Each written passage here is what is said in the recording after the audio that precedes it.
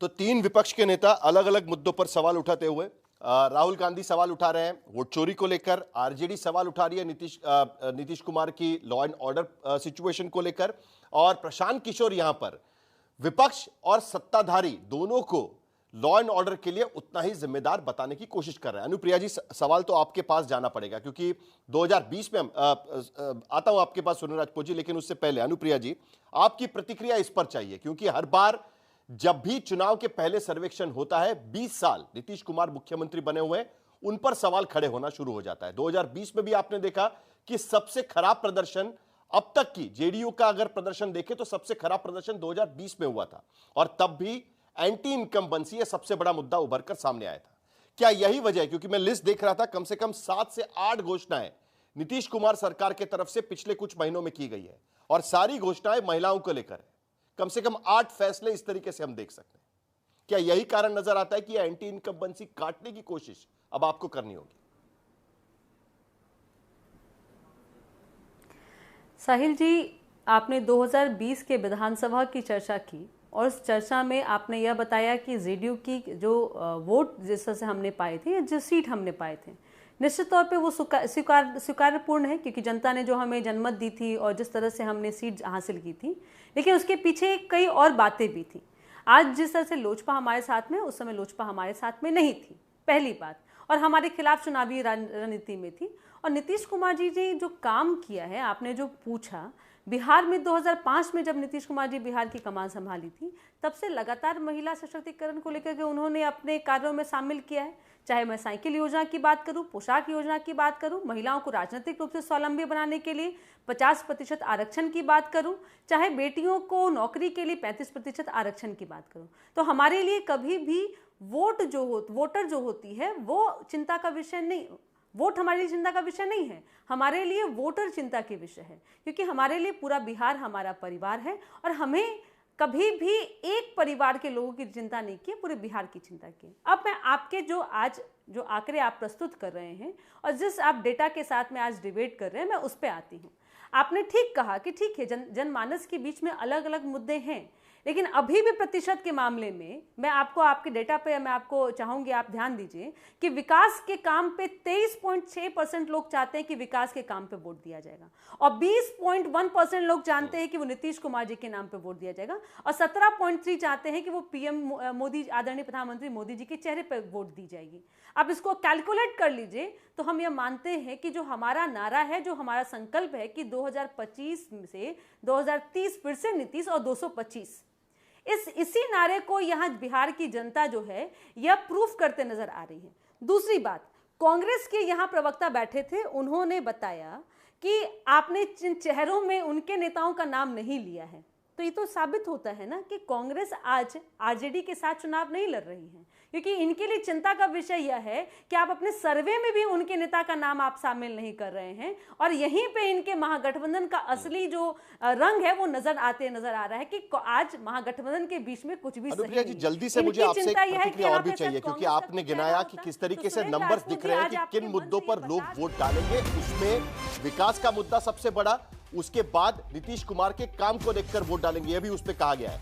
मुझे उस पर आपको सवाल पूछना, लेकिन इससे पहले बिहार अधिकार यात्रा निकालने का फैसला तेजस्वी यादव ने किया। इससे पहले जो वोट यात्रा निकली थी, राहुल गांधी उसमें शामिल थे। अब यह अलग से तेजस्वी यादव की यात्रा निकलेगी। 16 सितंबर से यह यात्रा शुरू होगी, जहानाबाद से यात्रा शुरू होगी। 5 दिन में 10 जिलों का दौरा तेजस्वी यादव इस यात्रा के जरिए करेंगे, और इसका नाम दिया गया है बिहार अधिकार यात्रा। ये नाम इस पूरे यात्रा को दिया गया, और 20 सितंबर को वैशाली में इस यात्रा का समापन किया जाएगा। बड़ी दिलचस्प बात है कि इससे पहले राहुल गांधी और तेजस्वी यादव ने 16 जिलों में यात्रा निकाली थी, और अब तेजस्वी यादव अकेले यात्रा निकालने जा रहे हैं। जयंत जिज्ञासु से मैं पूछूंगा कि आखिरकार इस यात्रा का मकसद क्या होगा, लेकिन उससे पहले अनुप्रिया जी, जल्दी से आपसे एक प्रतिक्रिया जानना जरूरी है, क्योंकि आपने बताया आंकड़े दिखाकर, लेकिन उसके साथ साथ यह बात भी सही है कि आज की स्थिति में नीतीश कुमार सरकार का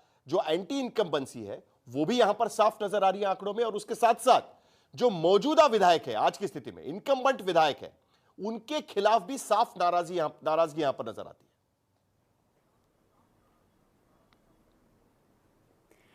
है। देखिए, मुझे लगता है कि बिहार की जनता बिल्कुल नीतीश कुमार जी के कार्यों पे चुनाव चाहती है, लेकिन जो कांग्रेस की यात्रा थी वह आप कहीं से भी नहीं कह सकते हैं कि यह वोट के मुद्दे पे यात्रा थी।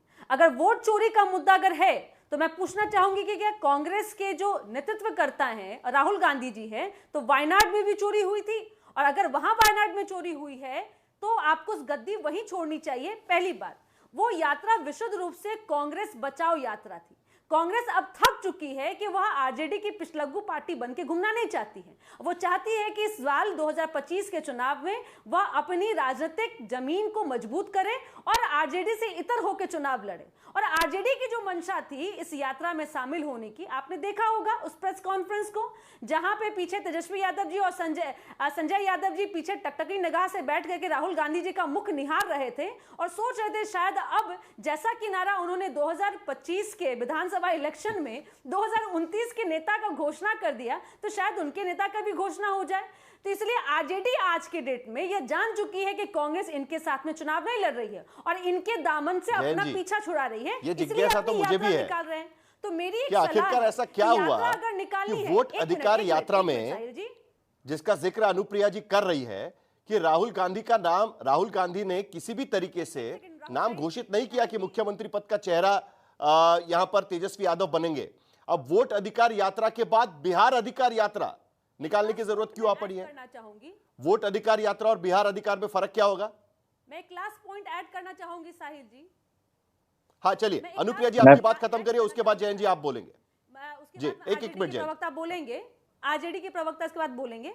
यात्रा शुभारंभ करने के पहले मैं तेजस्वी यादव जी से मैं आग्रह करूंगी कि राघोपुर की भी यात्रा कर लीजिए। आपके ही बड़े भाई आपको आईना दिखा रहे हैं कि विधायक साहब जो हैं वो नृत्य का आनंद ले रहे हैं, क्षेत्र की जनता में नहीं घूम रहे हैं। और शायद आपने जो 17% विधायकों का आपने जो अपने डेटा में इंगित किया है कि 17% वैसे विधायक से नाराज हैं जो आरजेडी के आते हैं, क्योंकि आरजेडी के विधायकों की संख्या अधिक है। तो राघोपुर की यात्रा के बाद में आप यात्रा निकालिए और थोड़ा बताइएगा कि आपकी यात्रा कहां तक जाएगी, परिवार तक जाएगी या जनता के बीच तक जाएगी।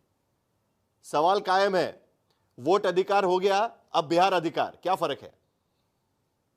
मैं सबसे पहले तो आज इस देश को सबसे ज्यादा चाहने वाले, समझने वाले वामपंथी नेताओं में से एक सीताराम येचुरी साहब की पहली बरसी पर उनकी यादों को सलाम करना चाहता हूं। और एडीआर के जो संस्थापक सदस्य रहे और चुनावी प्रक्रिया में पारदर्शिता लाने के लिए जीवन भर काम करते रहे प्रोफेसर छोकर साहब को भी नमन करना चाहता हूं, जो आज हमारे बीच नहीं रहे। जहां तक वोटर अधिकार यात्रा और बिहार अधिकार यात्रा में विरोधाभास देखने की एक दृष्टि है, मैं उससे इत्तेफाक नहीं रखता हूं। ये सारे कुछ एक दूसरे से जुड़े कदम है। और वोट छोड़, गद्दी छोड़, ये जो एक नारा है वो जनमानस में गूंज रहा है और हमने इसको घर घर तक पहुंचाने की कोशिश की है कि कोई भी लोकतंत्र सहभागिता से चलता है। और इकबाल कहते थे, जमहूरियत वो तर्ज हुकूमत है कि जिसमें बंदों को घिना करते हैं, तोला नहीं करते। अगर बंदे को ही नहीं रहने देंगे, जीवित लोगों को मृत घोषित करेंगे, मृत लोगों को आप उसमें शामिल करेंगे ड्राफ्ट रोल में, तो जमहूरियत को इससे ठेस पहुंचती है।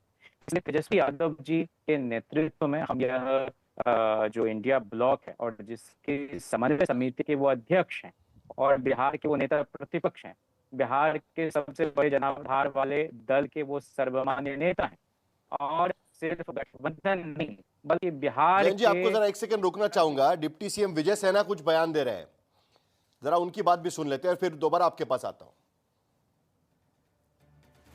चलिए, विजय सेना की बात बाद में रखेंगे। जैन जी आपकी बात खत्म करिए।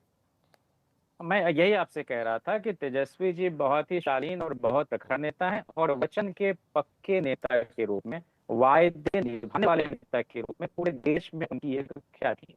इसलिए हम लोगों की जो सरकार बनने जा रही है 2025 में और तेजस्वी जी बिहार की बागडोर संभालने जा रहे हैं, तो इसलिए सरकार में बदलाव नहीं होगा बल्कि हम बिहार के निर्माण के लिए काम करेंगे। मुझे आपसे मैं गुजारिश करना चाहता हूं, जरा आपकी ऑडियो में कोई दिक्कत है तो जरा वो ठीक कर ले, क्योंकि आपके ऑडियो में कुछ दिक्कत आ रही है, जरा उसको ठीक किया जाए।